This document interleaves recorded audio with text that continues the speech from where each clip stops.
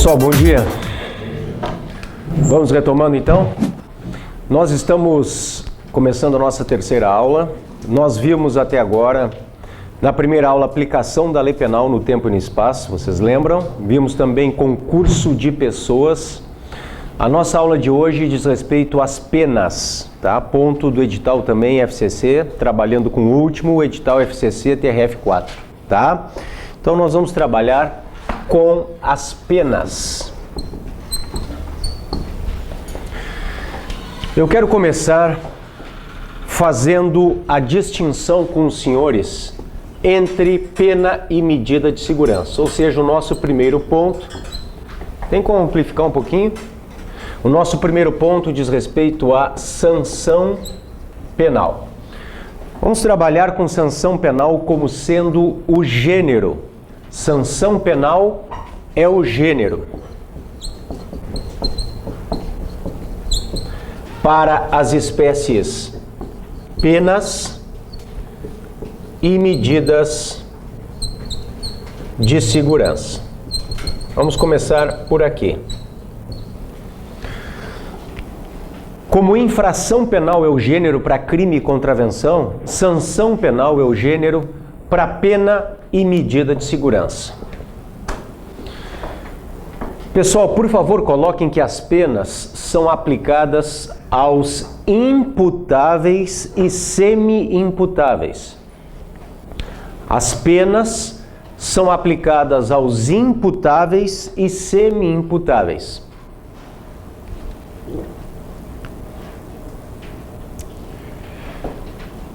E tem como pressuposto, pessoal, a culpabilidade.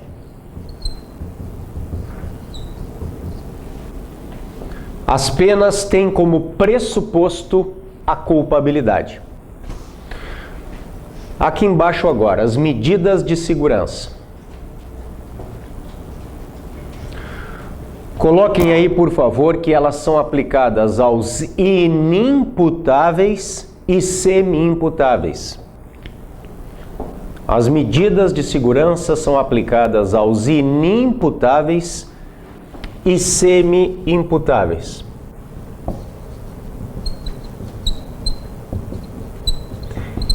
E as medidas de segurança, elas têm como pressuposto a periculosidade. As medidas de segurança, repito, têm como pressuposto a periculosidade. Então, o nosso raciocínio é o seguinte: para que nós possamos falar em aplicação de pena para alguém, o fato tem que ser típico, tem que estar na lei, tem que ser ilícito, ou seja, contrário ao direito, não pode ter sido praticado em legítima defesa, por exemplo, e tem que ser culpável. Agora, para que nós apliquemos medida de segurança, pessoal, o fato também tem que ser típico e ilícito. Só que o imputado, ele tem que ser provido de periculosidade, não de culpabilidade, onde está a imputabilidade. Vocês têm um ponto do edital, este ponto eu acredito será visto com o professor Davi André, que é a imputabilidade, que é um dos elementos da culpabilidade. A culpabilidade é formada por imputabilidade, potencial consciência da ilicitude e exigibilidade de conduta diversa. Os últimos editais dentro da teoria do crime, eles têm exigido sempre o primeiro, apenas o primeiro. Não tem exigido o crime como um todo. Tem exigido dentro da teoria do crime apenas a imputabilidade. A imputabilidade, então, ela acaba sendo pressuposto para que nós apliquemos a pena. Agora, para que nós apliquemos medida de segurança, eu preciso de uma perícia que denote que o réu é perigoso, é provido de periculosidade. Então, culpabilidade e, portanto, imputabilidade para a pena e periculosidade para as medidas de segurança. Eu vou mostrar para vocês onde é que estão as medidas de segurança e quais são? É o nosso ponto 2. Vamos para o Código Penal, artigo 96. Pode botar para o pessoal na tela. Abrimos o Código Penal. Eu vou lá para o 96. Quem está com a lei aí me acompanhe, por favor. E vejam as duas espécies de medidas de segurança no Brasil.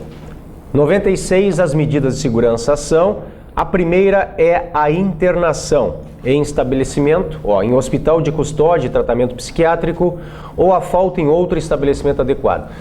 Esta é a internação no IPF, no Instituto Psiquiátrico Forense, no manicômio judiciário, tá, pessoal? Então nós temos agora alguém que pratica um crime e que a perícia diz que é louco, que é doente mental, que é portador de uma anomalia.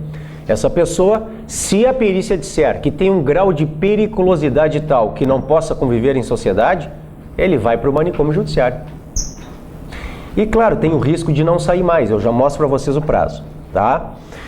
Caso o fato não seja grave, caso a periculosidade não seja em grau elevado, olhem o inciso 2. Este nosso réu, ele pode sofrer uma medida de segurança de sujeição a tratamento ambulatorial. São essas duas espécies. A internação para fatos mais graves e o tratamento ambulatorial para fatos menos graves. São as duas espécies, repito, de medidas de segurança. Internação e tratamento ambulatorial. A lei, pessoal, olhe um pouquinho mais abaixo no 97. Ela diz que se o crime for apenado com detenção, o juiz pode submeter o réu a tratamento ambulatorial. Diz assim no 97. Se o agente for inimputável, o juiz determinará sua internação. Se, todavia, o fato previsto como crime for punível com detenção, o juiz poderá submetê-lo a tratamento ambulatorial.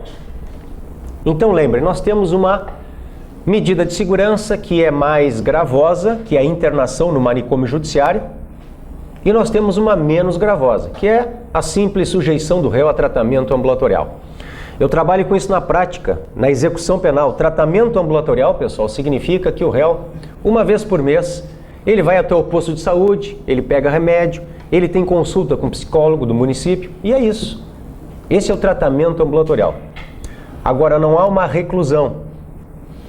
O tratamento ambulatorial, lembrem, ele vale, olhem lá de novo, para crimes apenados com detenção. Nós veremos hoje o que é a detenção. Mas a detenção, eu já antecipo para vocês, ela vem para crimes que não são tão graves. Porque se o crime é grave, ele é apenado com reclusão. A gente já vai ver a diferença, só não quero misturar pena com medida de segurança ainda. Cuidem agora. Qual é o prazo mínimo e qual é o prazo máximo por uma medida de segurança? Porque, vejam, a culpabilidade, meus amigos, é um juízo que eu faço para o passado. Culpabilidade é um juízo que eu faço para trás. Eu puno o sujeito pelo que ele fez. É por isso que a pena é certa. Tem prazo mínimo e prazo máximo. Agora, a periculosidade é um juízo que eu faço para frente. É para o futuro a periculosidade. Por quê? O raciocínio é o seguinte. Enquanto o réu denotar periculosidade, ele permanece internado. Vocês me entendem? O raciocínio é o seguinte, não é castigo como aqui, vai ficar durante tantos anos. Aqui não, seria assim o raciocínio, vai ficar até se restabelecer, até ficar bom mentalmente. E a pergunta é, e se nunca ficar bom? A lei manda que fique para sempre. Querem ver? Olhem só, volta lá, meu querido, por 97, pode botar na tela. Prazo. Estamos no Código Penal, 97, parágrafo 1º. A internação ou tratamento ambulatorial, olhem agora, será por tempo indeterminado. Qual é o prazo máximo previsto em lei, então? Prazo indeterminado. Não tem prazo máximo, é indeterminado o prazo máximo previsto em lei. Olhem o mínimo. Perdurando enquanto não for averiguada, mediante perícia médica, a cessação de periculosidade. O prazo mínimo deverá ser de 1 a 3 anos. Então, cuidem. Prazo máximo para medida de segurança. Segundo o Código Penal, ele é indeterminado. Não há prazo máximo fixo como há para a pena. Prazo mínimo, 1 a 3 anos. Seria mais ou menos assim. Na prática é assim. A cada ano, os autos vêm com vista para o Ministério Público. E a gente pede que ele seja submetido à perícia para verificação de cessação ou não da sua periculosidade. O médico perito vai dizer assim: não cessou periculosidade, promotor. Autos com vista ao MP. O MP, nova vista daqui a 1 ano. É um ciclo. Porque o prazo mínimo é de 1 a 3 anos. Então, daqui a 1 ano, faz outro exame. Não cessou periculosidade. Nova vista daqui a 1 ano. Daqui a 1 ano, outro exame. Não cessou? Se não cessou, é o resto da vida, pessoal. Coloquem, por favor, observação. STF e STJ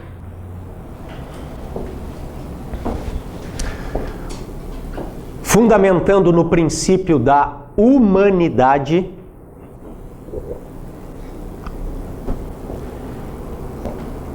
e fundamentando no princípio da humanidade e invocando analogia in bonam partem,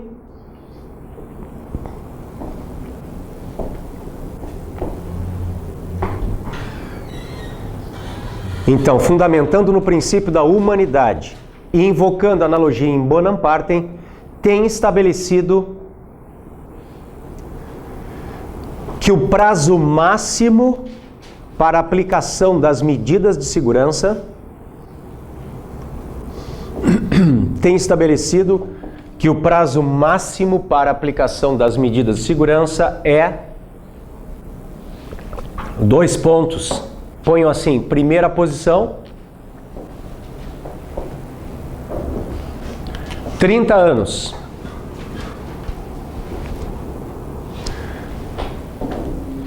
Esta primeira posição, meus amigos, ela se funda no artigo 75 do Código Penal. Vou botar para vocês olharem.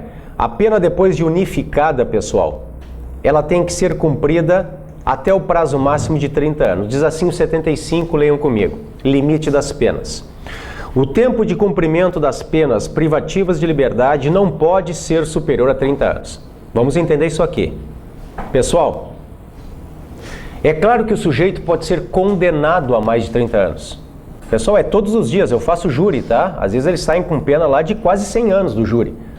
Mas as penas na fase de execução, depois da unificação, elas têm que ser cumpridas até 30. É o nosso sistema, gostemos ou não, é o nosso sistema, tá? Muito bem. Por analogia in bonam partem, o STF tem entendido em algumas de suas decisões que também a medida de segurança ela tem que ser cumprida até 30. E o STJ, meus amigos, em algumas decisões que são ainda mais garantistas, tem dito que esta pena máxima, que esta medida de segurança máxima, ela fica limitada ao máximo da pena abstrata prevista em lei. Pensem comigo.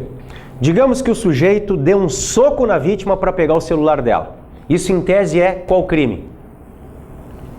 Roubo, em tese. Isso é roubo. Se ele dá o soco para pegar o celular da vítima, tá, mas digamos que ele seja completamente fora da casinha.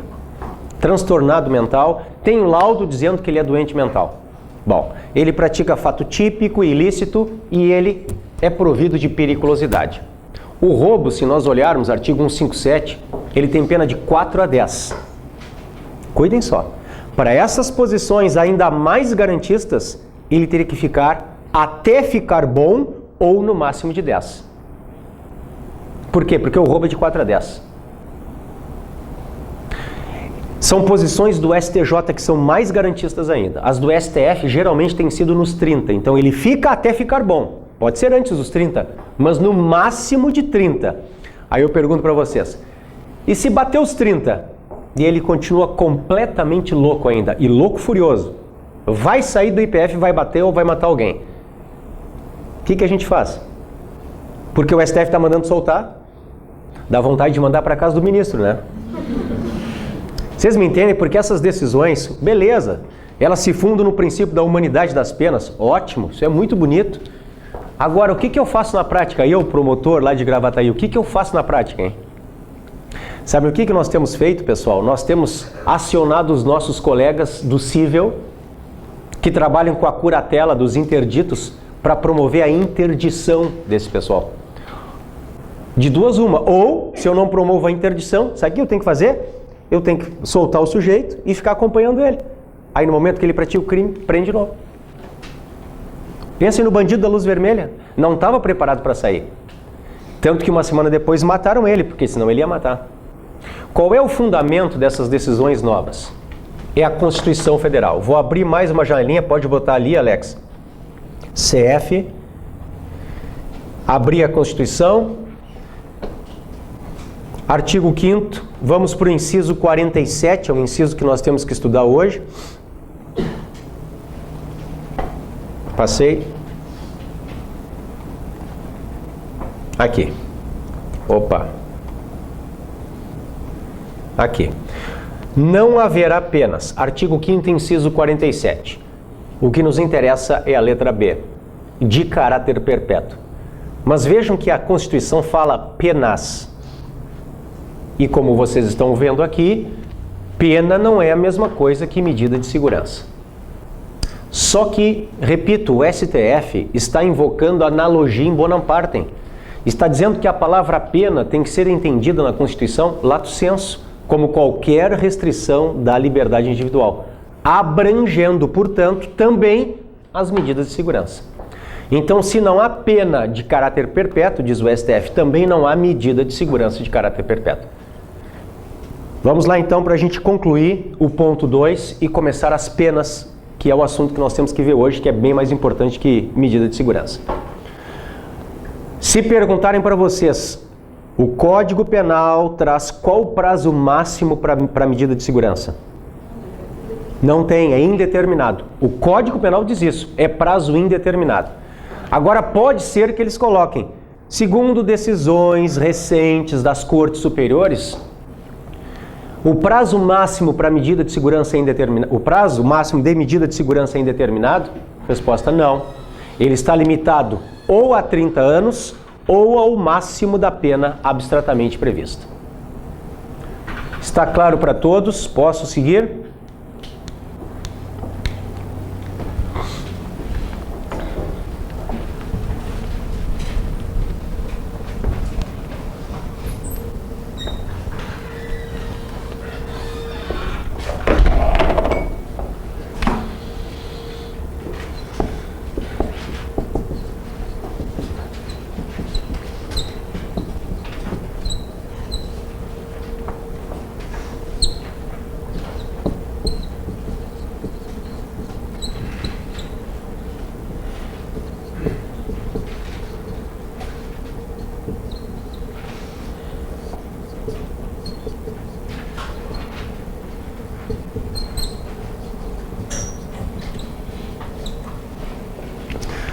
Vamos começar então a analisar as penas. Eu começo pelas teorias das penas. As teorias das penas estão vinculadas às finalidades das penas. Então, coloquem aí, por favor, que para a teoria absoluta, a função da pena é retributiva. Teoria absoluta, retribuição. A função da pena é retributiva.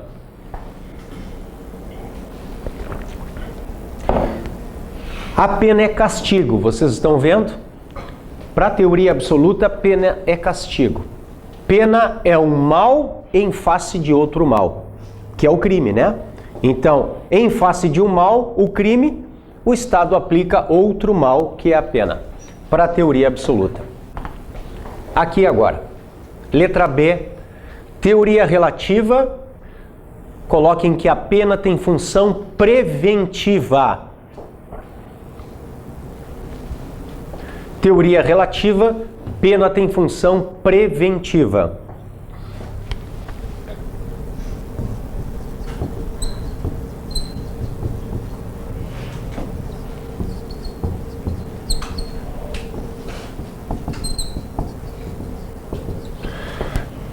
Nós podemos falar, meus amigos, olhem aqui, em uma prevenção geral, e aí ela se destina à sociedade como um todo, em geral a todas as pessoas.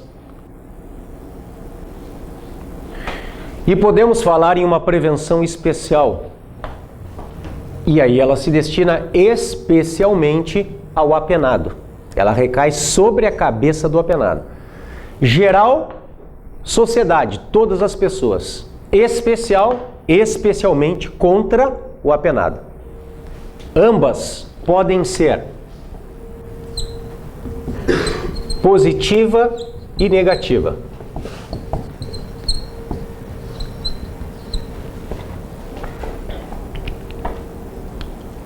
Olhem só então. Função preventiva geral positiva. Função preventiva geral positiva. Coloquem aí. Restabelece a confiança na lei penal. Restabelece a confiança na lei penal. Olhem o que foi agora no Brasil, logo depois do julgamento do mensalão, a AP 470, quando vieram as condenações.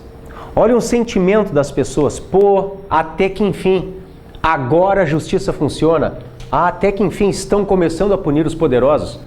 Então houve um sentimento social no sentido de que sim, o direito penal funciona, sim, tem pena também para quem é branco e é rico, esse tipo de coisa que a gente ouviu tanto nas ruas. Isto é uma função de prevenção geral positiva. Legal, o sistema funciona. Confiança das pessoas em relação ao penal. Aqui, agora, prevenção geral negativa. A pena funciona como uma coação, como uma ameaça. É como se fosse um exemplo para as demais pessoas. Olha, não faça o que ele fez, senão sofrerás o que ele sofreu.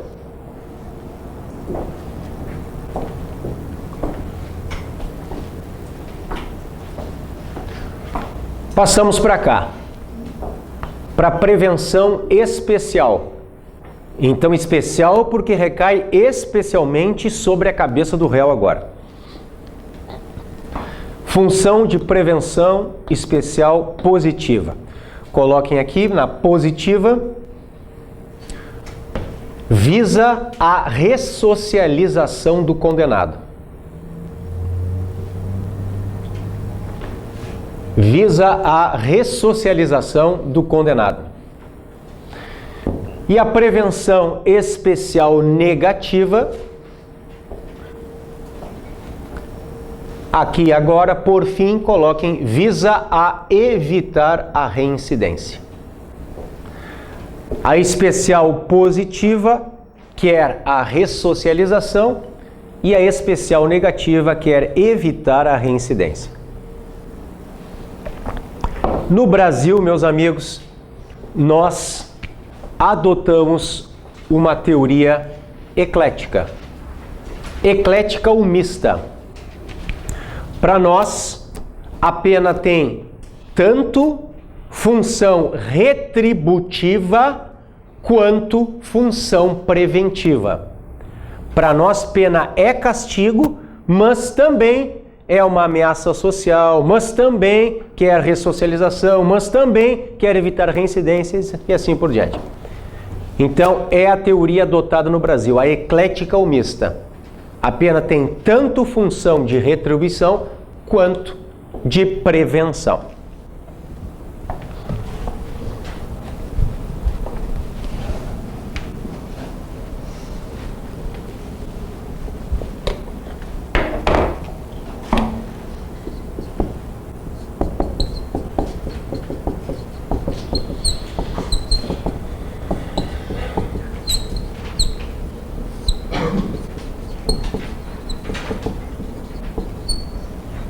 Opa, 32.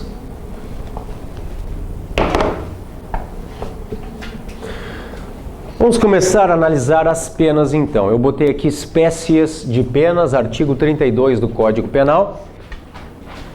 Vamos a ele.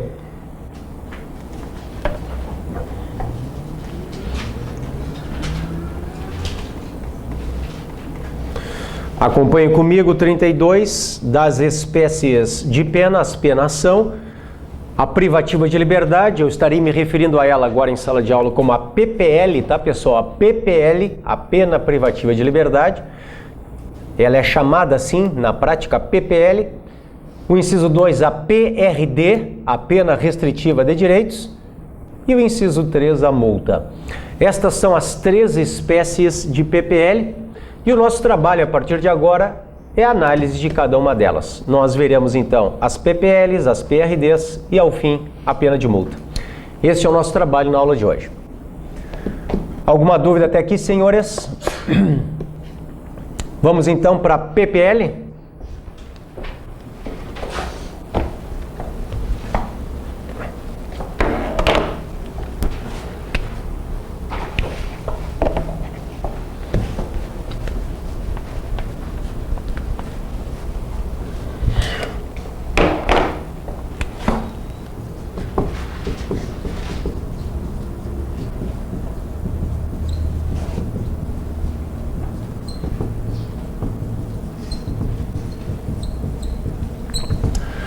Vamos para a análise das penas privativas de liberdade. Começamos pelas espécies. Espécies de penas privativas de liberdade: reclusão, detenção e prisão simples. São as espécies de PPL. Eu quero começar lembrando vocês que a única diferença prevista em lei para crime e para contravenção é a pena. Vocês lembram, eu falei disso quando nós vimos a lei de introdução ao Código Penal. Vou lembrá-los porque isso é muito importante. Então eu estou abrindo aqui, ó, LICP, a lei de introdução ao Código Penal. Nos interessa só o artigo 1º, que vai trazer exatamente esta diferença. Cuidem. Lei de introdução ao Código Penal, artigo 1º. Considera-se crime a infração penal a que a lei comina a pena... Peraí que eu vou ter que puxar um pouquinho para cá. Deu. A pena de reclusão ou de detenção, quer isoladamente, quer alternativo ou cumulativamente com a pena de multa. Ponto e vírgula. E contravenção, a infração penal a que a lei comina isoladamente a pena de prisão simples ou de multa ou ambas, alternativo ou cumulativamente. Claro que multa vale tanto para crime quanto para contravenção. Então a grande diferença está na reclusão, na detenção e na prisão simples. Se cair reclusão ou detenção é crime. Se cair prisão simples é contravenção. Lembrem disso. É uma diferença que está na lei de introdução ao Código Penal. Reclusão ou detenção são penas dos crimes. Prisão simples é pena da contravenção penal. Reclusão ou detenção são penas dos crimes. E prisão simples é pena da contravenção penal.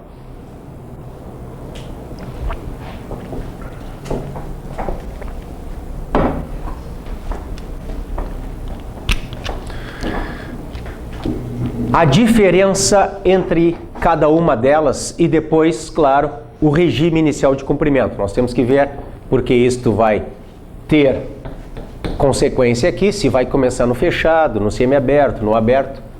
Vamos para as diferenças então. A reclusão, eu peço que vocês coloquem aí. Reclusão pode ser cumprida inicialmente, pena de reclusão. Pode ser cumprida inicialmente nos regimes fechado, semiaberto ou aberto. Não ponham mais hífen em semiaberto, tá, pessoal? fechado, semiaberto ou aberto. A pena de reclusão. Fechado, semiaberto ou aberto. Então, uma pena reclusiva, ela pode ser iniciada já no fechado. Lembrem disso. A pena de reclusão pode ser iniciada, então, nos 3. Coloquem aí detenção.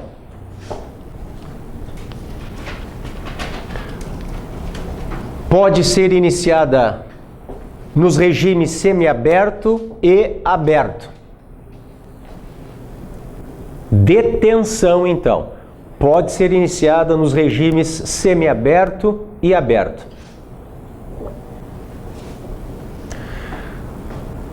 Mas permite a regressão para o fechado.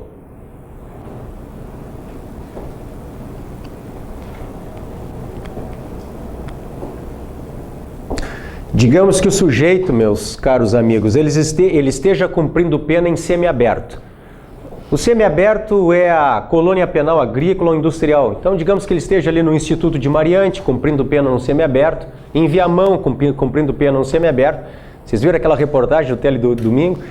Que eles botavam a escada de dentro do presídio, saíam de noite, saíam. Alguns praticavam crimes, outros não. E aí, de manhãzinha, voltavam para a Contagem, pela escada, pelo muro, tá?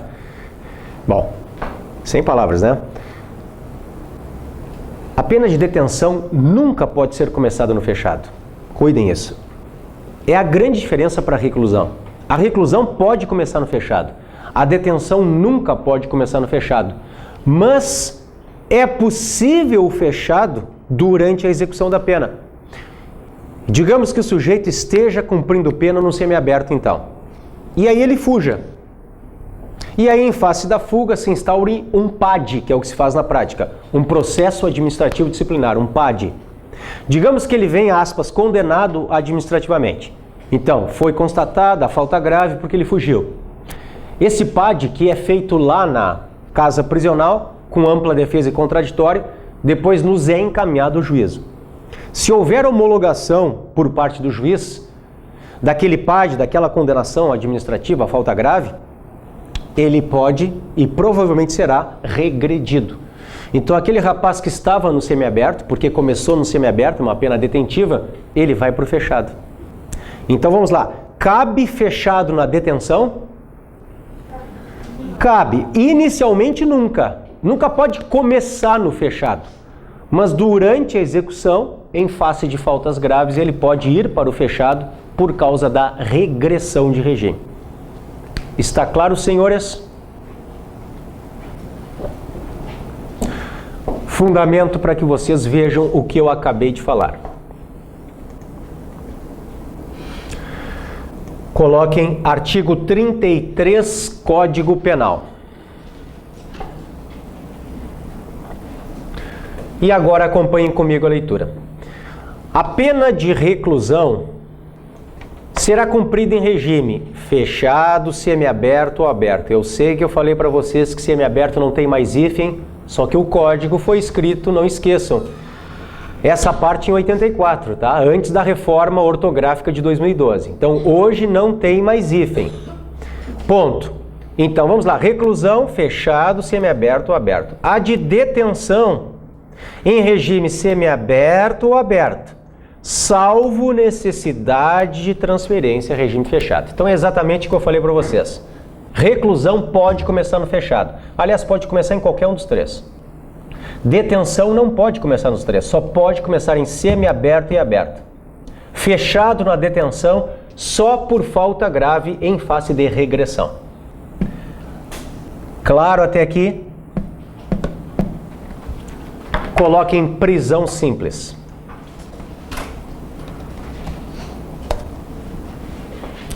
Eu estou abrindo, pessoal, a Lei de Contravenções Penais.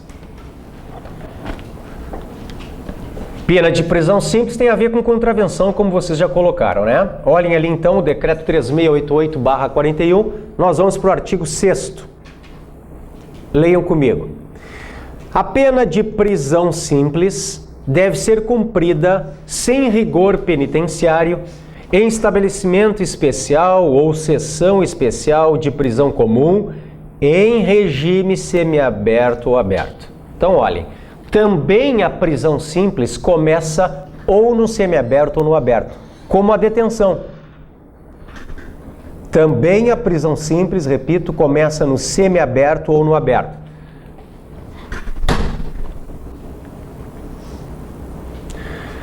Só que deve ser um estabelecimento especial, só para condenados à prisão simples. Olhem o parágrafo 1º. O condenado à pena de prisão simples fica sempre separado dos condenados à pena de reclusão ou de detenção. O que nós estamos vendo então é o artigo 6º LCP, tá? E mais, o mais importante, que é o que cai nas provas, coloquem por favor, que nunca cabe regime fechado na pena de prisão simples. Nunca cabe regime fechado na pena de prisão simples.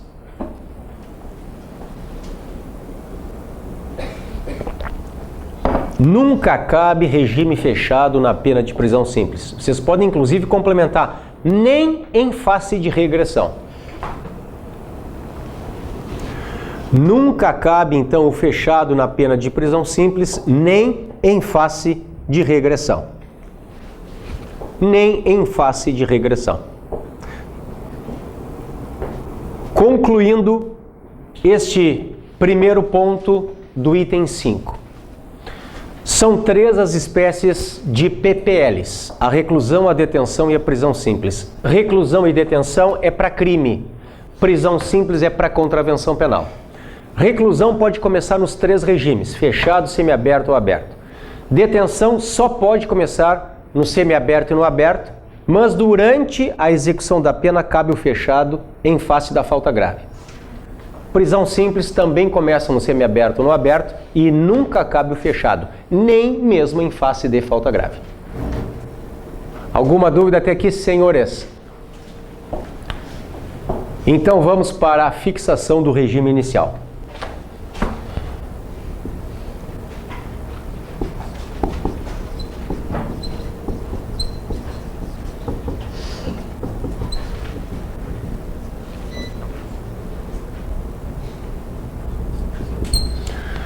Bom, agora nós temos que ver quando cabe o fechado, quando cabe o semiaberto, quando cabe o regime aberto. O Código Penal traz umas regras, mas elas têm que ser complementadas por uma súmula do STJ. Eu vou mostrar tudo isso para vocês, tá? Então vamos lá.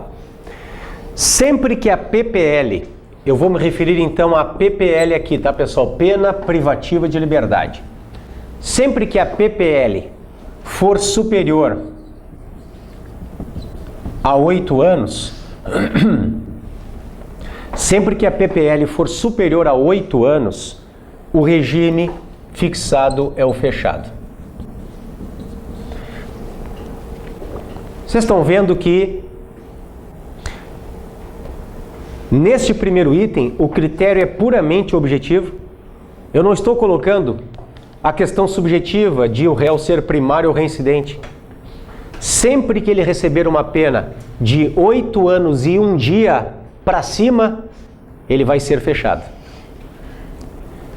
Superior a 8, então não é 8, cuidem, pegadinha de examinador. Não é 8, é superior a 8, então é 8 mais 1 dia. Se ele receber uma pena de 8 mais 1 dia, fechado. Pode ser primário, pouco importa se é primário ou é reincidente. 8 mais 1 dia é critério puramente objetivo, vai ser fechado. Depois,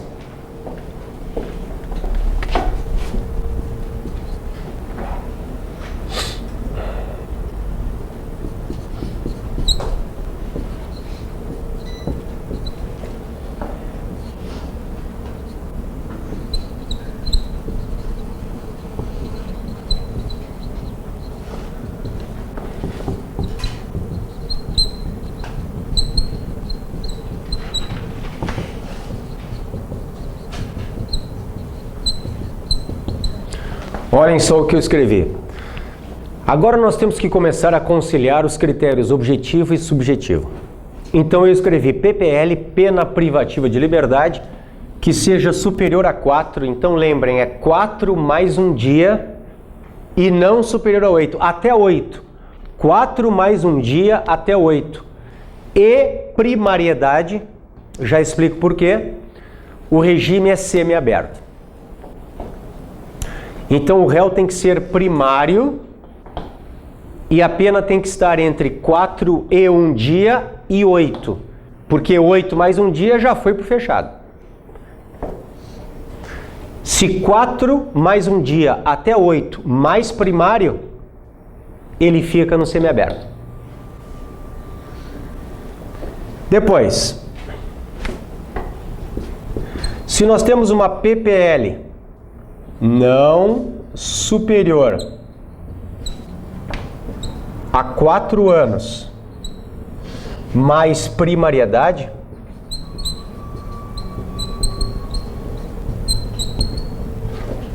o regime é o aberto.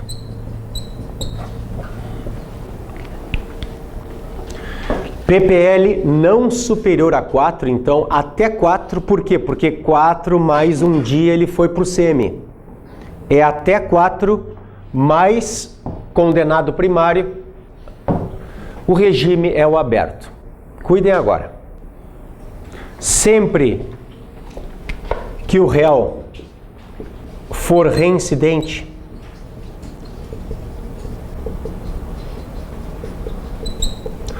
o Código Penal determina que o regime deve ser o fechado. Sempre que o réu for reincidente, o regime é o fechado. Por isso a importância de nós colocarmos aqui no semiaberto a primariedade e aqui no aberto também a primariedade. Porque, vejam só, isto é o que está no Código Penal, eu já mostro para vocês, eu só simplifiquei o que está no Código Penal. Digamos que o réu tenha recebido uma pena de 2 anos, só que ele é reincidente. Qual é o regime? 2 anos mais reincidência. Fechado. O Código manda fechar o reincidente.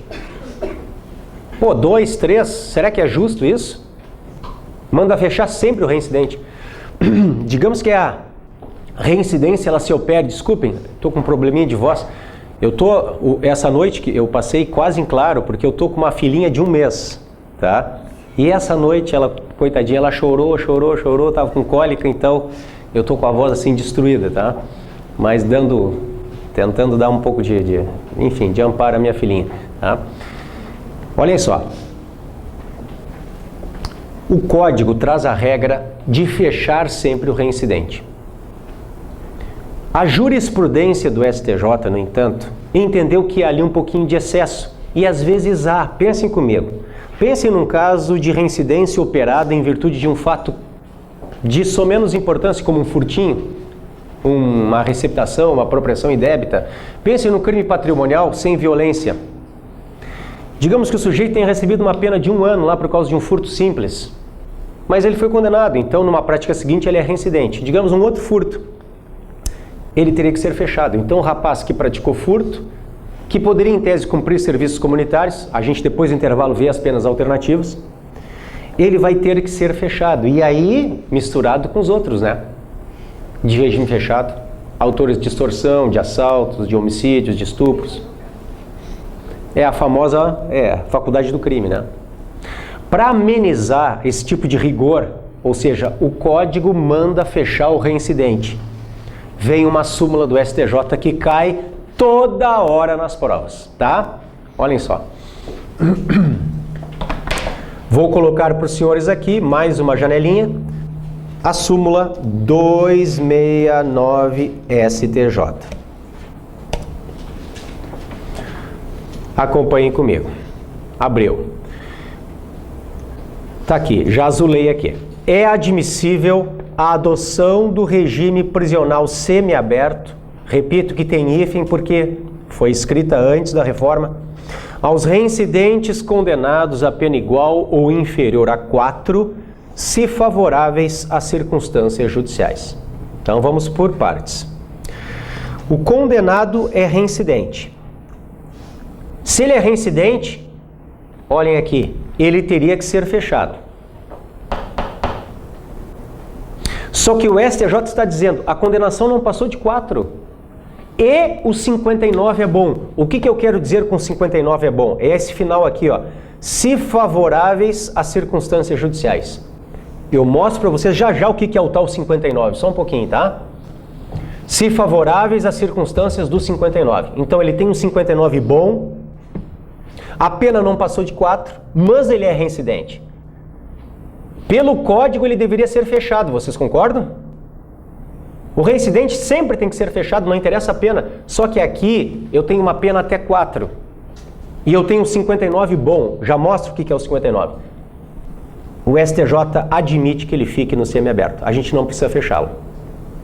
Esta súmula, pessoal, 269 STJ, ela tem que ser muito bem lembrada por vocês, porque ela cai direto nas provas, tá? Porque é uma súmula que acaba excepcionando o que está no Código Penal. Olhem só.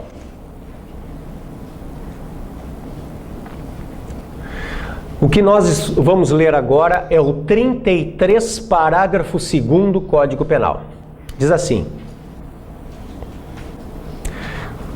as penas privativas de liberdade deverão ser executadas em forma progressiva. É o nosso próximo ponto, tá? É a progressão de regime. Segundo o mérito do condenado, observados os seguintes critérios e ressalvadas as hipóteses de transferência e regime mais rigoroso. A. O condenado a pena superior a 8 anos deverá começar a cumprir em regime fechado. O condenado não reincidente, cuja pena seja superior a 4 e não exceda 8, poderá desde o princípio cumpri-la em regime semiaberto. O condenado não reincidente, cuja pena seja igual ou inferior a 4, poderá desde o início cumpri-la em regime aberto. Vejam, sempre não reincidente para ser aberto, não reincidente para ser semiaberto. Isso significa que semiaberto e aberto, por código, são só para primários. O reincidente, desculpem minha insistência, mas isso cai nas provas direto, o reincidente tem que ser fechado, salvo na hipótese da súmula 269. Então o que diz a súmula? Condenação até 4 e 59 bom, favorável. 59 favorável e condenação até 4, mesmo que seja reincidente, ficará no semi. Não irá para o fechado, ficará no semiaberto. Até aqui, senhores, vejam se há alguma dúvida.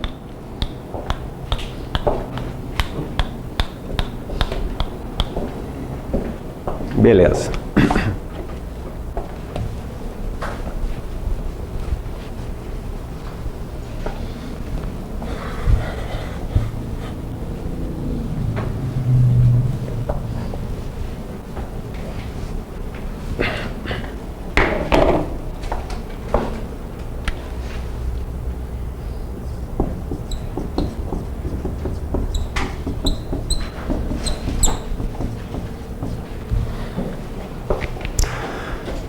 Nós temos que ver ainda dentro da PPL, da pena privativa de liberdade, 2 pontos que são muito importantes.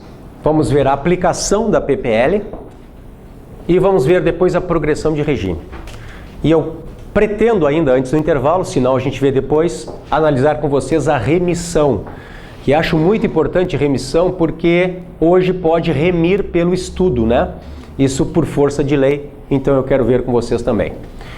Aplicação da PPL.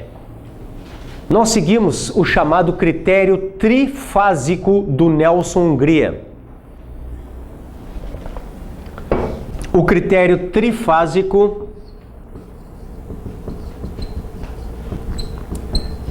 que está no artigo 68 do Código Penal. Deixa eu mostrar para vocês. Acompanhem comigo, Código Penal, o 68. Cheguei. Passei. Cálculo da pena. Artigo 68. A pena base será fixada atendendo-se ao critério, olha o famoso 59 do CP. ponto e vírgula. Então, esta é a primeira fase. Em seguida, serão consideradas as circunstâncias atenuantes e agravantes. Ponto e vírgula. Esta é a segunda fase. E, por último, as causas de diminuição e de aumento. É por isso que se fala num critério trifásico. É em face do que diz o 68. Então, o 68, ele nos diz o seguinte, que há uma primeira fase, a fase da pena base. É a fase do artigo 59 do Código Penal. Em seguida, temos uma segunda fase, a fase da pena provisória. É onde nós estudamos agravantes e atenuantes. E em seguida, uma terceira fase, que é a fase da pena definitiva, onde estudamos as majorantes e as minorantes.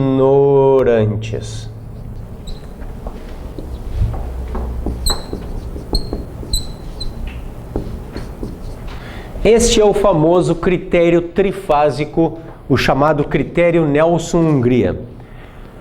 3 fases, então, nós vamos trabalhar um pouquinho com cada uma dessas 3 fases a partir de agora. A primeira fase, a fase da pena base, onde vamos analisar as 8 circunstâncias judiciais do 59. A fase provisória depois, onde estão agravantes e atenuantes.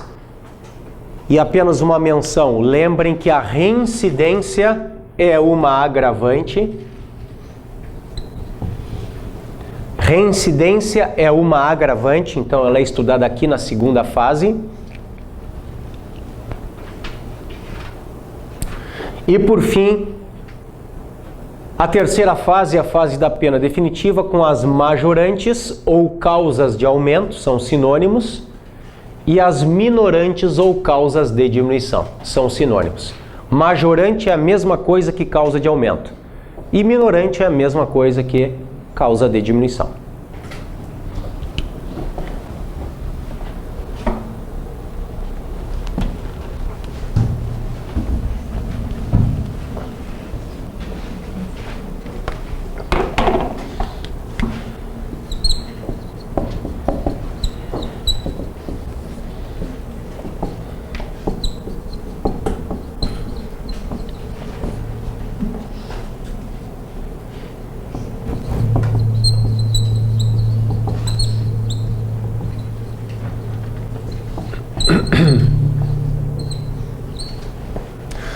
Aqui no 59, pessoal, estão as circunstâncias judiciais. Nós veremos, são 8, tá? Culpabilidade, antecedentes, conduta social, personalidade, motivos do crime, circunstâncias do crime, consequências do crime e comportamento da vítima. São 8. O juiz tem que enfrentar, pessoal, as 8. Pegue uma sentença judicial, uma sentença criminal. Ele enfrenta cada uma das 8. Se ele deixa de enfrentar uma delas, está nula a sentença. Ele está obrigado a enfrentar as 8. Olhem só o que diz o 59.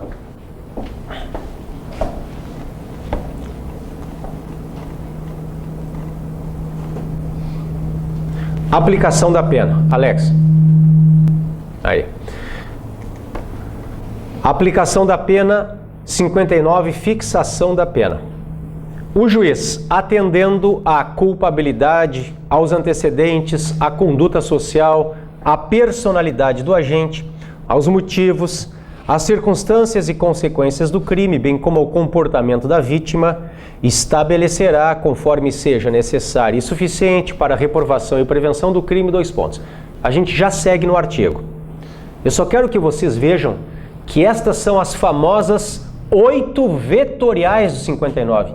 As 8 circunstâncias judiciais. Então, cuidem. 1. Culpabilidade, juiz enfrenta. 2. Antecedentes. 3, conduta social. 4, personalidade. Há inclusive uma crítica muito forte que a doutrina moderna hoje faz à personalidade. Porque pensem comigo, vocês acham realmente que o juiz tem condições de aferir personalidade de alguém, pessoal? Pessoal, nós somos operadores do direito. Nós trabalhamos com direito, trabalhamos com lei, trabalhamos com jurisprudência, com pesquisa de precedente. Agora, analisar se o sujeito tem personalidade desviada ou não, isso é trabalho para psiquiatra. É aquela velha discussão entre o direito penal do autor versus o direito penal do fato, vocês lembram? Eu falei para vocês em sala de aula. No direito penal do autor, eu puno o sujeito pelo que ele fez. E no direito penal do fato, desculpem, no direito penal do autor, eu puno o sujeito pelo que ele é. E no direito penal do fato, eu puno o sujeito pelo que ele fez. E tudo o que se quer hoje no direito penal moderno é trabalhar com o direito penal do fato. Pune-se pelo que ele fez e não pelo que ele é. Porque isto é voltar ao nazismo, é trabalhar com o direito penal do inimigo, é punir porque é imigrante clandestino, é porque é negro, é porque é homossexual, é porque é judeu. É tudo que não se quer hoje. Agora, no momento em que eu puno personalidade, eu estou trabalhando com o direito penal do autor. Vejam só. Mas ela está aí. Os juízes têm geralmente um jargão, eles colocam assim, personalidade, 2 pontos, voltada para o crime. O que vocês acham? É assim que consta nas sentenças, voltada para o crime. Alguns magistrados mais modernos, que já trabalham com direito penal mais crítico, esse direito penal que eu tenho trazido para vocês, um chamado direito penal constitucional, um direito penal da ofensividade, trabalhando com o bem jurídico, eles já colocam assim, não tenho elementos para ferir.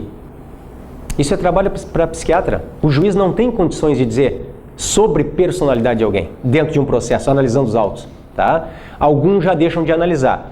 E, dependendo de onde cai, essa sentença não vai ser anulada. Tá? Olhem só. Culpabilidade 1, antecedentes 2, conduta social 3, personalidade 4. Motivo 5, circunstâncias do crime 6, consequências do crime 7. Por exemplo, matou um pai de família que sustentava mulher e filhos. Olhem as consequências do crime. Bem como comportamento da vítima. Ah, mas o comportamento influencia na pena? Influencia. Da vítima, cuidem. Pensem no rapaz que está dentro do ônibus, ele tomou umas, foi o dia que ele recebeu o salário, tomou umas, está indo para casa, mostrando dinheiro para os outros. Olha aqui, recebi hoje, ó, abre a carteira. Caso concreto que eu falo para você, olha aqui o que aconteceu, recebi, ó. Bom, esse carinha, ele vai descer do ônibus e vai ser assaltado. Ou pensem o seguinte, a polícia está fazendo uma campanha para que as pessoas não frequentem determinado local à noite, porque lá tem estupro. Tem um serial estuprador solto naquela cidade. Não entra no parcão de noite, de madrugada, porque tem um estuprador. Aí uma menina entra, de mini saia. Vejam só, se ela for estuprada, é claro que isso não exime o crime, por favor, né? O sujeito vai ser, se ele for preso, vai ser processado, condenado. O que eu estou dizendo é, quando a vítima facilita o crime, como esse rapaz que está mostrando dinheiro, como a menina que, descumprindo a ordem da polícia, foi no local onde tem estupro, quando a vítima facilita o crime, isso é uma circunstância que beneficia o réu. Não o exime de responsabilidade, mas diminui a pena. Diminui a pena base, tá? No comportamento da vítima. O que vocês têm que lembrar aqui? Essa aqui é a que cai sempre nas provas. Antecedentes. Afinal de contas, o que é mau antecedente? Eu quero que vocês pensem naquele rapaz que está respondendo a 10, a 20 processos. Só que ele não tem condenação definitiva, mas se puxarem a ficha dele, ele está respondendo a um monte de inquéritos, processos. Ele já pode ter até condenação em primeiro grau, mas a condenação foi para o tribunal, porque a defesa recorreu, está no grau de recurso. Ele tem mau antecedente? Ele não tem.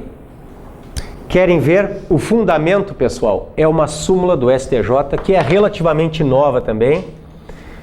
Súmula 444 STJ. Abrir. Olhem aqui. É vedada a utilização de inquéritos policiais e ações penais em curso para agravar a pena base.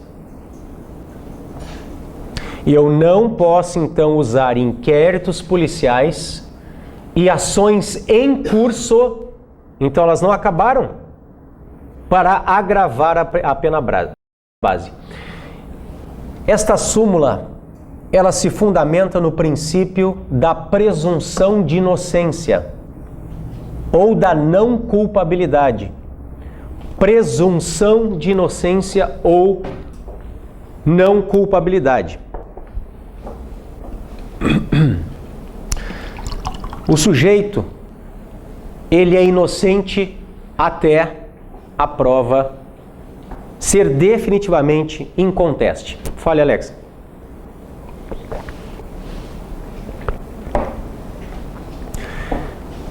Pode ser, pessoal, que... Olha o caso do Maluf aí, né? Ele gosta de dizer que nunca sofreu condenação, até agora sofreu uma, tá? Mas o que ele dizia até pouco tempo era verdade. Ele já tinha sido condenado pelo juiz em São Paulo, pelo TJ em São Paulo, pelo STJ, mas o caso estava há 20 anos no STF. Ele era inocente, ele era um sujeito portador de bons antecedentes, com condenação até no STJ, mas não interessa. Se não transitou em julgado, sinto muito. Ele é um sujeito que não tem má antecedência. Então vamos lá. O que é maus antecedentes, então? Porque não pense que a gente gosta disso, né?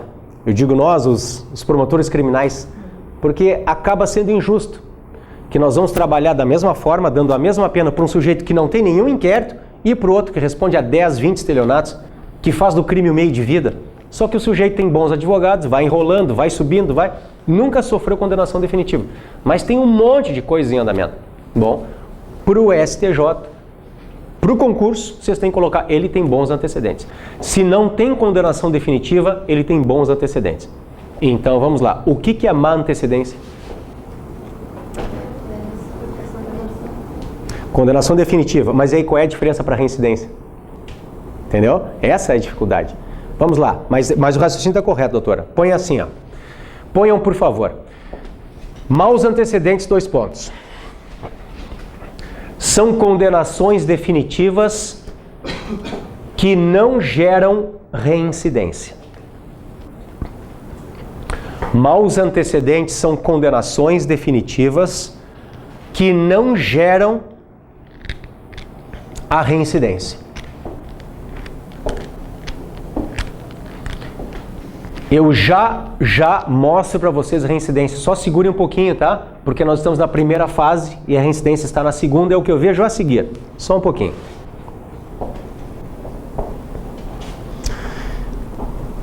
Só mais uma coisinha neste primeiro ponto. O juiz, vão perguntar para vocês assim, se o juiz, nesta primeira fase, ele pode reduzir a pena aquém do mínimo ou elevá-la além do máximo. Digamos que ele esteja trabalhando com homicídio simples aí, pena de 6 a 20, artigo 121. Se ele pode reduzir a pena na primeira fase aquém do mínimo ou aumentá-la além do máximo. Digamos que todas as 8 que nós vimos, as 8 circunstâncias, sejam boas, sejam favoráveis. Ele pode reduzir a pena aquém do mínimo? Não pode. Olhem só. Voltei para o Código Penal, nós estamos no 59, então eu vou continuar a leitura do Código com vocês. Vamos ler tudo aqui. O juiz, atendendo culpabilidade, antecedentes, conduta social, personalidade do agente, motivos, circunstâncias, consequências do crime, bem como comportamento da vítima, estabelecerá, conforme seja necessário e suficiente para a reprovação e prevenção do crime, 1. As penas aplicáveis dentre as cominadas, aqui que eu quero, 2. A quantidade de pena aplicável dentro dos limites previstos. O juiz na primeira fase, pessoal, ele tem que trabalhar dentro dos limites. Então é homicídio? Então é 6 a 20 se for simples ou é 12 a 30 se for qualificado. Ele não pode reduzir e nem aumentar, além dos limites. Ele está preso aos limites. Por quê? Porque o 59, inciso 2, assim o diz. O juiz está preso aos limites.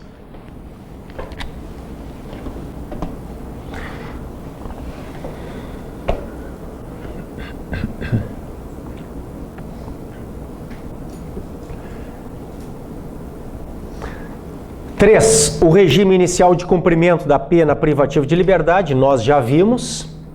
Aliás, nós vimos quais são as penas, vocês já sabem. Ou é a PPL, ou é a PRD ou a multa. Se for PPL, se é reclusão, detenção ou prisão simples. A quantidade de pena aplicável dentro dos limites, isso está no próprio tipo, no preceito secundário. O regime inicial de cumprimento da PPL, nós vimos quando se põe o sujeito no fechado, no semiaberto ou no aberto. E depois do intervalo nós veremos, 4, a substituição da pena privativa de liberdade aplicada por outra espécie se cabível. Então se cabe pena alternativa, as PRDs. Isso a gente vê depois do intervalo, tá? Esta é a primeira fase. Alguma dúvida sobre a primeira fase, pessoal? Não ficou bem claro para mim. Pois não. Os maus antecedentes são condenações definitivas que não geram reincidência. Isso. Claro, claro. É que eu não te expliquei reincidência. Eu já vou te explicar, vai ficar muito claro. Te garanto. Tá? Empenho a minha palavra. Só espera um pouquinho porque é a segunda fase agora. Já te explico o que é isso. Vou te mostrar na prática o que é mau antecedente e o que é reincidência. Tá? Alguma, pessoal? Não? Lembrem que é sempre por cascata esta fixação de pena. Então vocês chegaram a um quantum na pena base. Sobre a base vem a provisória, agora é por cascata. E sobre a provisória vem a definitiva. Sempre por cascata, uma sobre a que já está fixada anteriormente. Vamos para a segunda fase.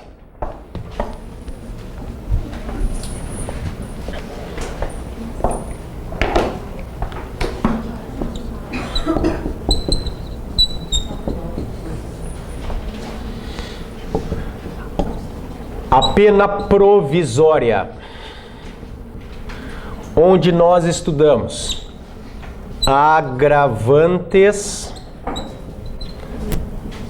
e atenuantes.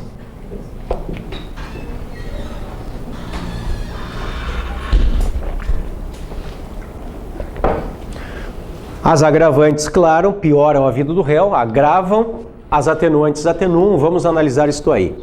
Venham comigo, deixa eu só colocar aqui o fundamento antes para vocês. Agravante CP, artigos 61 e 62. Atenuantes CP, artigos 65 e 66. São os fundamentos, então. As agravantes estão no 61 e no 62 e as atenuantes no 65 e no 66. Vamos para o Código Penal. Pode botar na tela. São circunstâncias que sempre agravam a pena. Começamos pelas agravantes. Quando não constituem ou qualificam o crime. Bom, vamos parar aqui já um pouquinho. Quando não constituem ou qualificam o crime. Nós veremos, por exemplo, pessoal, olhem na tela, diz assim aqui embaixo, motivo fútil ou torpe. Motivo torpe é a qualificadora de homicídio. É a qualificadora que a gente mais usa. É aquele motivo que causa repulsa à sociedade. Se ficar comprovado que o papai, lá em Três Passos, matou o filho por motivo de desprezo, de desamor e até motivos financeiros, porque não queria dividir herança, eu não sei se foi isso. Estou só falando o que eu li no jornal. Se foi isso, é motivo torpe. É um motivo nojento, que causa asco à sociedade, repulsa. É um motivo vil e ignóbil. É matar, por exemplo, o racismo. É o que fez a Suzane Richthofen, que contratou para matar os pais ali, para pegar dinheiro dos pais. Contratou não, combinou com os irmãos Cravinhos, tá? Isso é motivo torpe. Motivo torpe qualifica o homicídio. A qualificadora, meus amigos, de um crime, já é estudada na primeira fase. Porque vocês pensem comigo, o homicídio tem pena de 6 a 20. Mas se for qualificado, a pena é de 12 a 30. Então vocês já na primeira fase, na pena base, já partem do 12. Então a qualificadora já é estudada na primeira fase. Por quê? Porque o crime foi praticado com motivo torpe. O júri já disse que foi motivo torpe. Então o juiz vai fixar a pena. Se vocês estão usando o torpe para dizer que o crime é torpe, para constituir, caracterizar o crime, vocês não podem usar de novo para agravar. Vocês entendem? Vocês têm que fugir do bis in idem, porque isso é contra o réu. Se vocês usarem a mesma circunstância duas vezes, vocês estão prejudicando o réu. Então, vocês já usaram o torpe para dizer que o crime é qualificado. Então não podem agravar pelo mesmo torpe. Vocês podem usar uma vez só a circunstância. É por isso que aqui diz, a gente vai usar agravante, cuidem. São circunstâncias que sempre agravam a pena, quando não constituem ou qualificam o crime. Como assim constituem, professor? Bom, pensem comigo. Infanticídio, todos vocês sabem que é um crime praticado por mãe contra filho. Isso é infanticídio, óbvio. É crime contra a mãe, influenciada pelo estado puerperal, que é uma perturbação anímica que acomete a mãe em face das dores do parto. Então vamos lá. Aquela mamãe matou o filho, que é descendente. Eu já vou mostrar para vocês que tem uma agravante que é praticar crime contra descendente. Se vocês usarem esta agravante, estão duas vezes prejudicando o réu. Uma para dizer que é crime e outra para agravar em face do descendente. Então vocês podem usar uma vez só. Se usarem um descendente porque o crime impõe isso, não podem usar duas vezes. Aí não usem na agravante. Vocês só podem usar agravante quando aquela circunstância não constitui o crime e nem qualifica o crime. Está claro isto? Para evitar o bis in idem. Olhem só.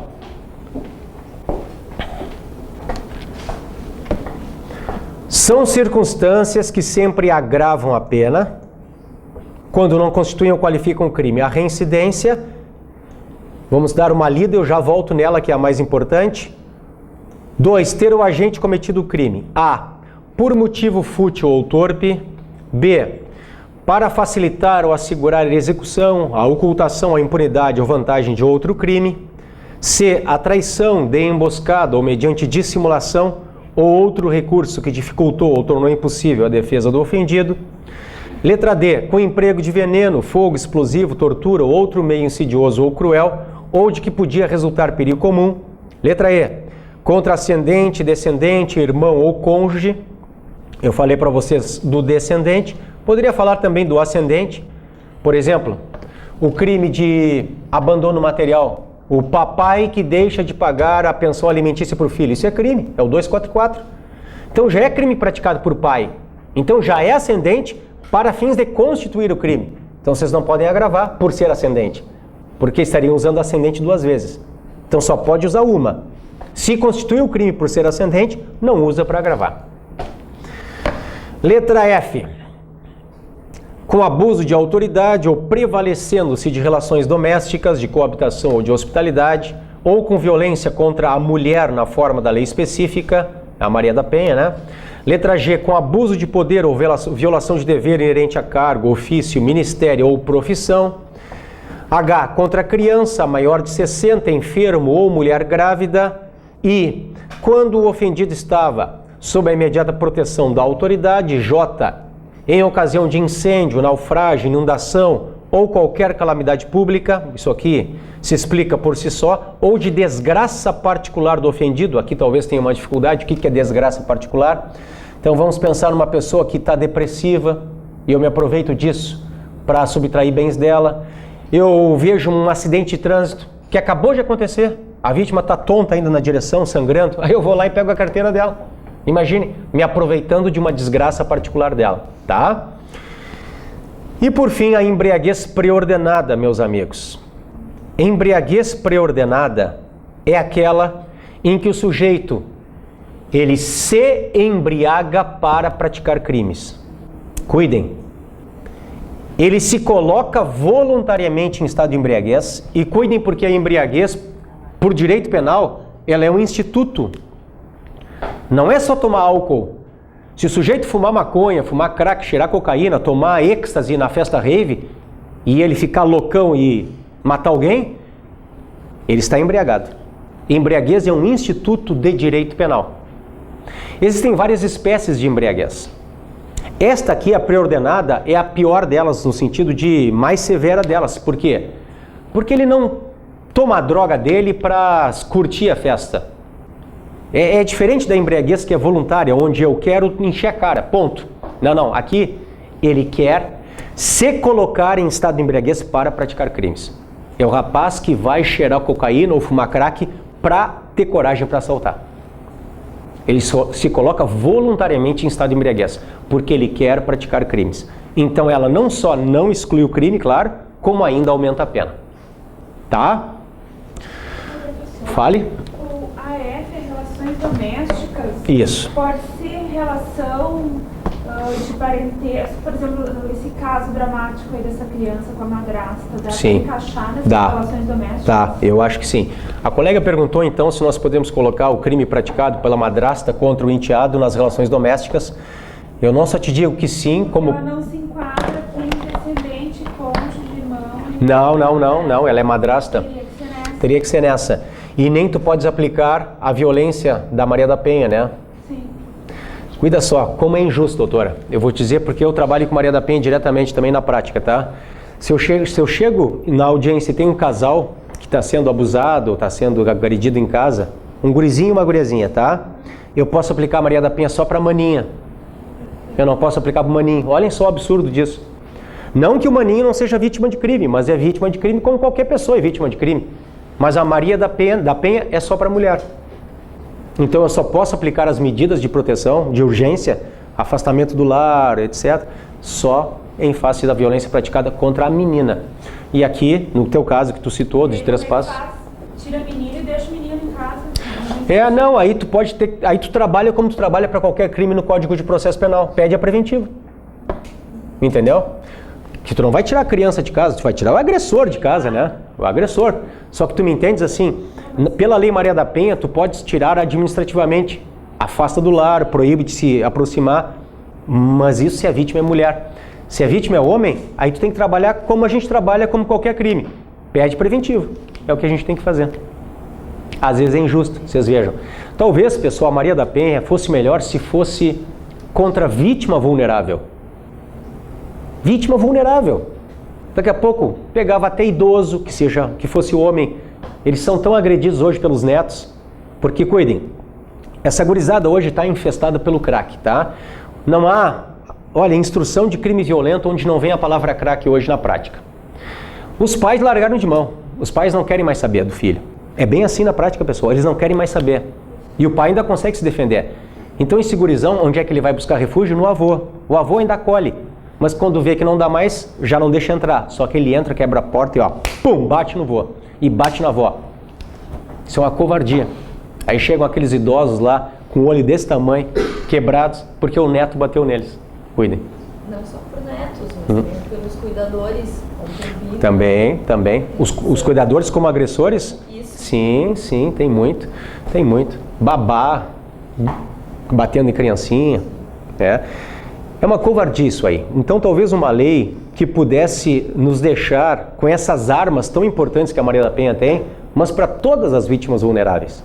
Hoje a gente não pode. Hoje tem que ser mulher e no âmbito da violência doméstica ou familiar. Ainda que seja contra ex, não tem problema que não morem mais.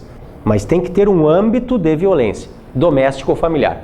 Então eles tiveram uma relação, tá? Ou, claro, se for irmão, batendo na irmã, não tem problema. Eu consegui no tribunal, doutor, olha só que legal, eu consegui aplicar Maria da Penha na mulher que batia, que torturava a empregada doméstica. Olhem só que legal.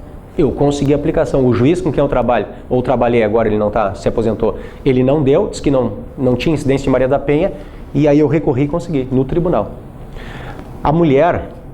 Uma mulher rica da comarca, vocês não têm ideia, ela humilhava, ela batia na empregada, mas ela tinha até uma vara que ela batia na empregada, por exemplo, e aí eu consegui a Maria da Penha, para empregada doméstica. Olhem só que legal, mas tem que ser mulher, tá? Vocês vão dizer, mas eu conheço um caso, eu também conheço. Eu conheço, lá em Minas Gerais, por exemplo, tem uma Câmara que aplica para homem. Só que não é o que diz a Maria da Penha, e não foi para isso que ela foi pensada.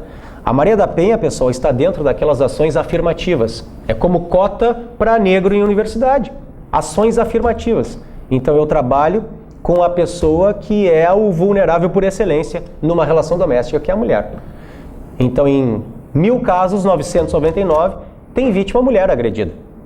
Outro dia apareceu lá em audiência um homem agredido por uma mulher. Ele bem magrinho e ela bem gordinha. Eu só pensando, né? Ah, coitadinho. E aí ele queria a Maria da Penha. E eu dizia, cidadão, não dá, não tem Maria da Penha por senhora. A não sei que façam a lei, o João da Penha no futuro, né? Não tem, não existe. Não tem como dar medida protetiva por senhor. Mas nada impede que o senhor represente contra ela. Aí ela responde pelo crime. Ela não vai ficar impune porque é mulher. Só que ela não tem a aplicação de medida protetiva contra ela. Tá? É isso? Olha só então. Eu vou voltar, eu estou no 61 ainda, e vou voltar para o inciso 1, a reincidência. Nós temos que analisar a reincidência a partir do que diz o 64. Olhem um pouquinho mais embaixo.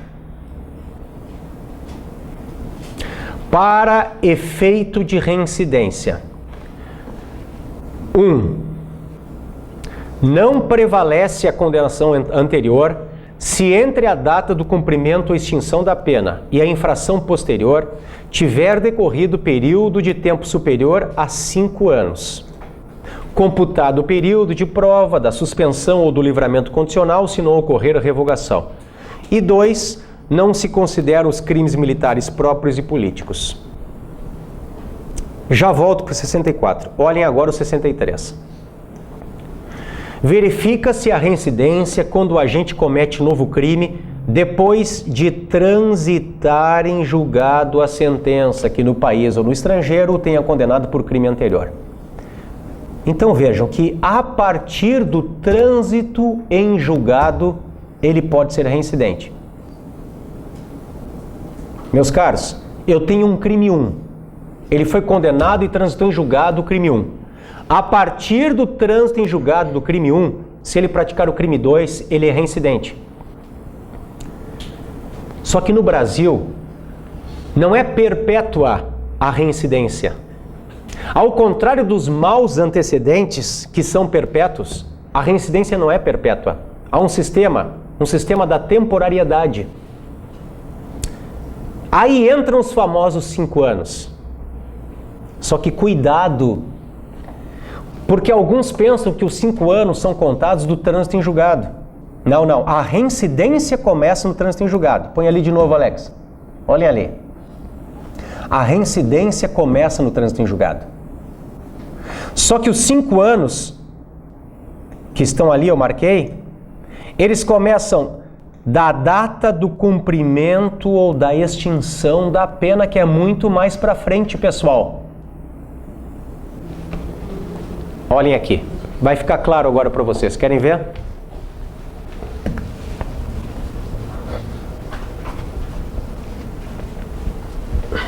Digamos que nós tenhamos a prática do crime 1.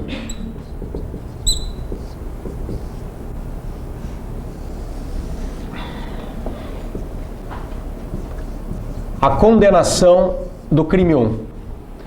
Que pena que a senhora quer, doutora? A senhora que fez a pergunta. Que pena que a senhora quer dar para ele? 8. Doutora quer 8. Esse crime 1 transitou em julgado. TJ de trânsito em julgado.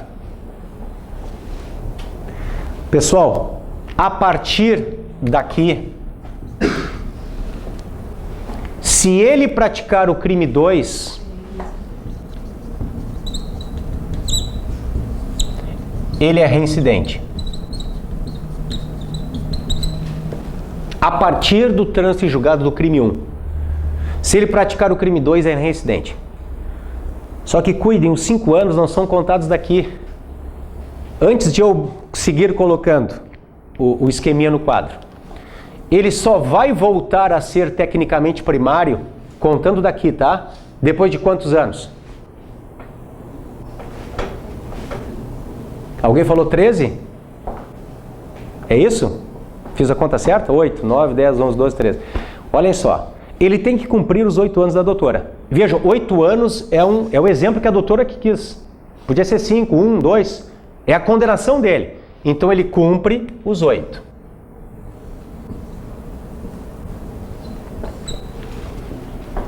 Aí vai vir uma decisão no PEC, no processo de execução criminal dele. Declaro extinta a pena em face do seu cumprimento. O juiz vai dizer isso.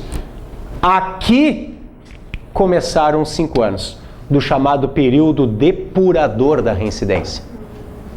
Então vejam, ele agora tem 5 anos em que ele está com a espada na cabeça dele ainda.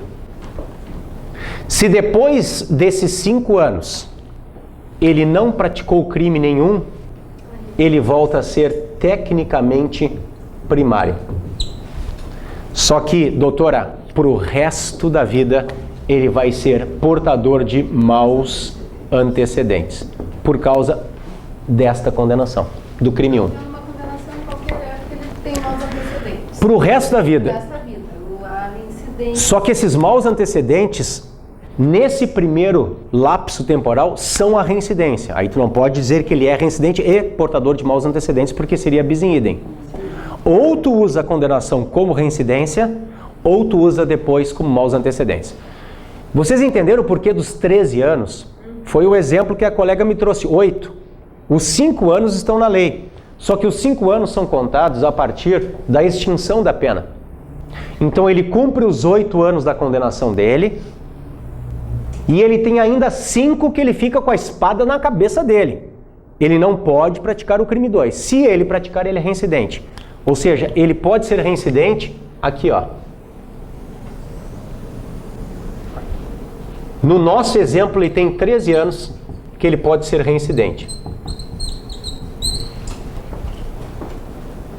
Porque eu tenho a condenação que ele tem que cumprir, a pena que será executada, que no nosso exemplo são 8, e mais os 5 que eu mostrei para vocês do artigo 64. Se ele praticar o crime 2 depois do trânsito em julgado, extinção da pena e mais os 5 anos, ele é reincidente. Se ele não praticar o crime 2, ele volta a partir dos 5 anos após a extinção da pena, ele volta a ser tecnicamente primário. Mas para o resto da vida, aquela primeira condenação do crime 1 vai funcionar como maus antecedentes. Ele já não vai mais em regime fechado em função da residência. Em função, não. Outro artigo aquele. Não, se ele é tecnicamente primário, caiu a reincidência. Sim, é uma ótima observação. E aí vários efeitos. A reincidência, inclusive, aumenta a pena da prescrição da pretensão executória. A prescrição do trânsito, depois do trânsito em julgado, a PPE, aumenta 1/3 o prazo de PPE. Cai também. Ele pode receber benefícios lá na frente, como transação penal, suspensão do processo.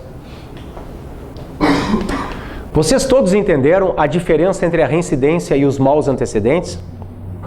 Existe um momento em que eles se confundem, porque pensem, aqui, nessa bolinha azul que eu fiz, é claro que ele é reincidente e portador de maus antecedentes, mas vocês não vão considerar os dois, porque isso seria bis in idem. Então, durante esse primeiro lapso, pena mais 5 anos da lei, ele é reincidente. Passou esse lapso, a mesma condenação que gerava a reincidência, ela passa a gerar agora maus antecedentes. Se tivesse um outro crime, tá? Ali. Aí ele teria reincidência e maus antecedentes. A tua pergunta é excelente. A pergunta do doutor é a seguinte, isso aí não está na lei, mas é a jurisprudência hoje do STJ. Digamos que ele tem aqui, pessoal, 2 condenações definitivas. Então ele tem o crime 1 e o crime 2. Ele tem 2 condenações definitivas. Se o juiz pode considerá-la aqui como reincidência e como maus antecedentes, aí pode. Porque eles vão dizer o seguinte, não é bis in idem, porque tu está usando um crime como reincidência e outro como maus antecedentes. Só que tem que ser 2 condenações definitivas. Pode. Jurisprudência do STJ, tá? Mais algumas, senhores? A minha última observação em relação... 9h36, tem que parar, né? A última observação em relação às agravantes, por favor, coloquem aí. Deixa eu antes perguntar para ver se vocês raciocinam comigo. O juiz pode criar agravantes que não estão na lei?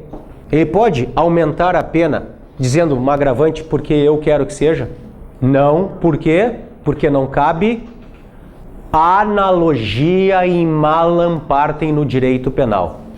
O juiz não pode criar agravantes, porque não cabe analogia in malam partem no direito penal. Ele não pode criar agravantes. Não cabe analogia in malam partem no direito penal. Meus amigos, as agravantes são só estas que eu li para vocês. E depois nós temos 4 em face do concurso de pessoas. Vamos lê-las rapidamente, antes da gente encerrar. Que aí vocês veem todas. Então, são aquelas que eu li para vocês, todas aqui, todo aquele rol até a embriaguez preordenada. E depois nós temos agravantes no caso de concurso de pessoas. Artigo 62. A pena será ainda agravada em relação ao agente que 1.